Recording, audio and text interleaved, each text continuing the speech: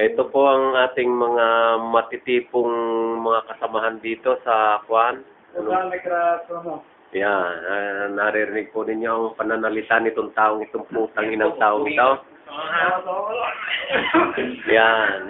Tignan nyo ang lingwahe ng putang inang ito. Napakawalang kwenta na rin hayop na aray. Yan.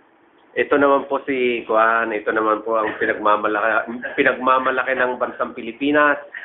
Si Buknoy. Just called Buknoy.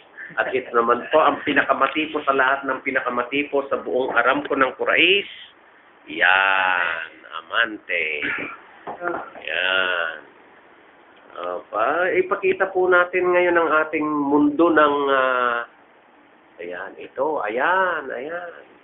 Dito kami nagpapahinga pag walang mga Kwan. Naghihindutan ba yun? Tama na muna. Ay, uulitin kong ipakita ang mukha ng kung ito. Napakawalang kwenta ito. Ayan, nakakumpleto, uniforme pa ang po. Wala namang ginagawa. Yan. Naririnig ninyo mga kababayan ko. Dito lang nagkakalat ang hayop na aray. Yan. Okay, bye-bye.